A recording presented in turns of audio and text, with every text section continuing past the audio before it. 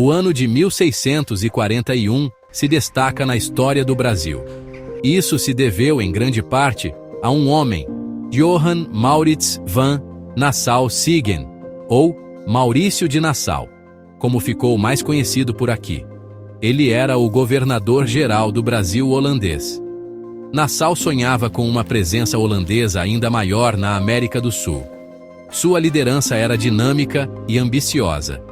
Nassau chegou ao Brasil em 1637, nomeado pela Companhia Holandesa das Índias Ocidentais. Sua missão era consolidar e expandir os domínios holandeses. Pernambuco era o coração do Brasil holandês, mas Nassau via oportunidades além de suas fronteiras. Mais terra significava mais açúcar, e mais açúcar significava mais riqueza para a companhia. Em 1641, Nassau estava no auge de seu poder. Ele já havia transformado Recife, a capital holandesa, e trazido estabilidade para a região devastada pela guerra. Agora, ele voltava sua atenção para novas conquistas: as capitanias de Sergipe e do Maranhão. Esses territórios eram estrategicamente importantes. Capturá-los aumentaria muito a influência holandesa e protegeria seus territórios já existentes. O contexto de 1641 era complexo. Portugal tinha acabado de reconquistar sua independência da Espanha em dezembro de 1640. Este evento, conhecido como a Restauração Portuguesa, mudou o cenário político. Nassau viu isso como um momento para agir. Seu objetivo era tomar os territórios portugueses antes que pudessem se reorganizar. Suas campanhas militares em 1641 foram rápidas e decisivas. Elas marcaram o ponto alto do controle territorial holandês no Brasil. Para entender 1641, precisamos voltar um pouco no tempo. Em 1580, uma crise atingiu Portugal. O rei português morreu sem um herdeiro direto. O rei Filipe II da Espanha reivindicou o trono português, dando início à União Ibérica. Portugal e Espanha foram governados pelo mesmo monarca por 60 anos, até 1640. Essa união teve consequências profundas para as colônias de Portugal, incluindo o Brasil. O Brasil tornou-se alvo dos inimigos da Espanha, incluindo a República Holandesa. Os holandeses travavam uma longa guerra por independência contra a Espanha, conhecida como a Guerra dos 80 Anos. A Espanha controlava vasta riqueza de suas colônias americanas, tornando as colônias de Portugal também alvos. Os holandeses viram uma oportunidade de atacar o poder econômico da Espanha e construir seu próprio império comercial global. O Brasil, com seus ricos engenhos de açúcar, era muito atraente. A Companhia Holandesa das Índias Ocidentais, ou WIC, foi formada em 1621 para comércio e colonização. Também visava interromper a navegação espanhola e portuguesa. Em 1624, os holandeses capturaram brevemente Salvador, a capital do Brasil, mas foram expulsos um ano depois. Eles planejaram uma nova invasão, maior, visando Pernambuco, a região produtora de açúcar mais rica do Brasil. Em fevereiro de 1630, uma grande frota holandesa apareceu na costa de Pernambuco. Eles desembarcaram e, após combates ferozes, capturaram Olinda e depois Recife, marcando o início do Brasil holandês. Os primeiros anos foram difíceis, com forte resistência dos colonos portugueses. A WIC lutava para controlar o território e precisava de um líder forte para pacificar a região. Esse líder seria Johann Maurits van Nassau, Maurício de Nassau, chegando em 1637. Sua chegada marcou um ponto de virada nos esforços holandeses para consolidar seu domínio sobre o Brasil. A liderança de Nassau moldaria o futuro do Brasil holandês. Em 1641, Nassau já havia consolidado o poder holandês em Pernambuco. Ele então olhou para o sul, para a capitania de Sergipe del Rei. Sergipe era uma área de criação de gado, fornecendo carne e animais de tração para os engenhos de açúcar. Controlar Sergipe significava controlar uma fonte vital de alimentos e fornecer uma barreira defensiva para o Pernambuco holandês. Nassau planejou a campanha de Sergipe cuidadosamente, sabendo que uma vitória rápida era essencial. As tropas holandesas eram experientes e disciplinadas, enquanto as forças portuguesas em Sergipe eram muito mais fracas. O governador da Bahia, o Marquês de Montalvão, pouco podia ajudar. O próprio Portugal estava preocupado com sua independência recém-reconquistada. A invasão holandesa de Sergipe começou no final de 1637, mas o controle decisivo e a integração ocorreram levando à fase expansionista mais ampla que atingiu o auge em 1641. As forças holandesas, sob comandantes como Sigismund van Schoppe, cruzaram o Rio São Francisco e encontraram pouca resistência efetiva. Os principais assentamentos portugueses foram rapidamente dominados. Em pouco tempo, Sergipe estava sob controle holandês. A conquista de Sergipe foi um sucesso significativo para Nassau. Garantiu o flanco sul do Brasil holandês e forneceu recursos valiosos para a colônia. Os holandeses renomearam a principal povoação às margens do rio Sergipe como Forte Maurits.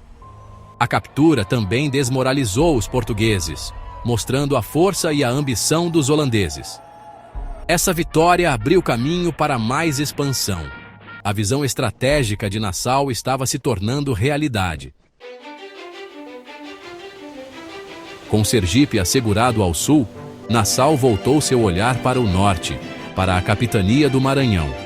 O Maranhão era um vasto território ao longo da costa norte do Brasil, produzindo tabaco, algodão e açúcar.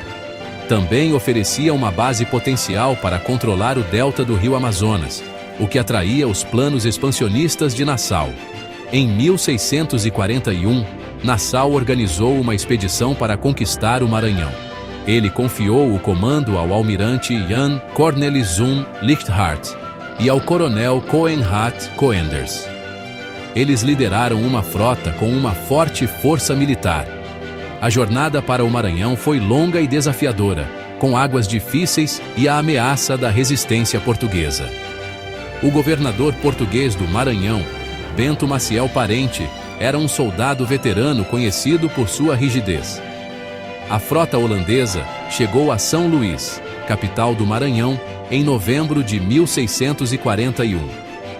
Eles lançaram um ataque surpresa, pegando os defensores portugueses desprevenidos. Apesar de alguma resistência, as forças holandesas eram superiores e rapidamente capturaram os principais fortes que protegiam a cidade. São Luís caiu em mãos holandesas e o governador Bento Maciel Parente foi feito prisioneiro. A bandeira holandesa logo tremulava sobre o Maranhão, marcando uma grande vitória para Nassau. A conquista do Maranhão marcou o auge da expansão territorial holandesa no Brasil. Os holandeses agora controlavam uma vasta extensão da costa brasileira, de Sergipe, ao sul, até o Maranhão, ao norte. Manter o Maranhão provou ser difícil devido à sua distância de Recife, o centro do poder holandês. Abastecê-lo e defendê-lo era um desafio constante. No entanto, sua captura em 1641 demonstrou a ambição holandesa. Mostrou sua capacidade de projetar poder por longas distâncias. Johan Maurits van Nassau, ou Maurício de Nassau, foi mais do que um conquistador. Ele também era um administrador habilidoso e um homem de cultura. Durante seu tempo no Brasil, de 1637 a 1644, ele deixou um legado duradouro. Ele transformou Recife, a capital holandesa, idealizando uma cidade moderna e bem ordenada. Ele drenou pântanos e construiu pontes, canais e ruas pavimentadas. Construiu palácios e edifícios públicos, criando um vibrante centro urbano chamado Mauritsstad, a cidade maurícia. Nassau foi um patrono das artes e ciências, trazendo estudiosos, cientistas e artistas para o Brasil. Pintores como Franz Post e Albert Eckhout documentaram a paisagem, a flora, a fauna e o povo brasileiro.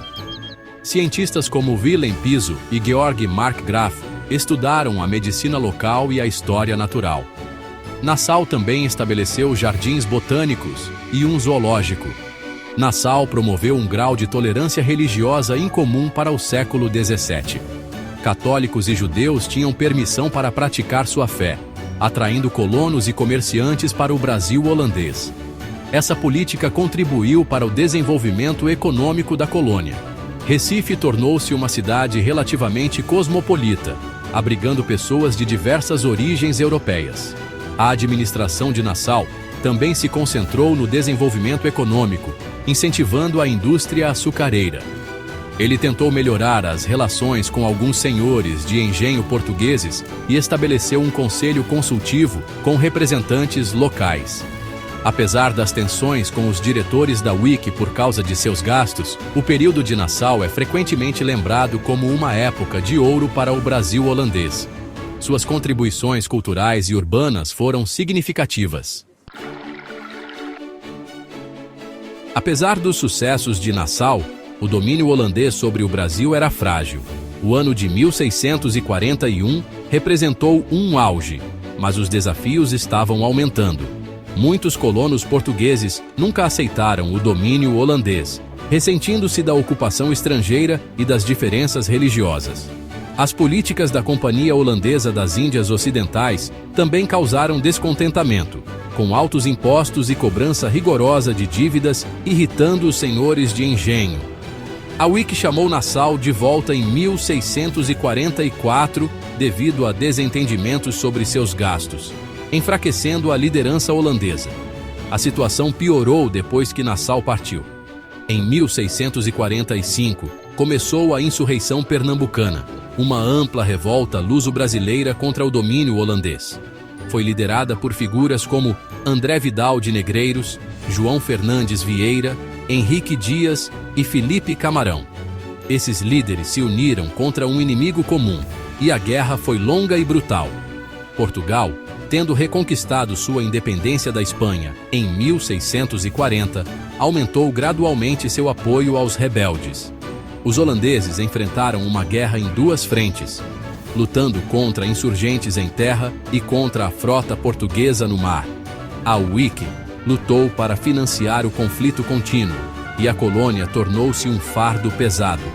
As batalhas decisivas dos Guararapes, em 1648 e 1649, foram grandes vitórias para as forças luso-brasileiras.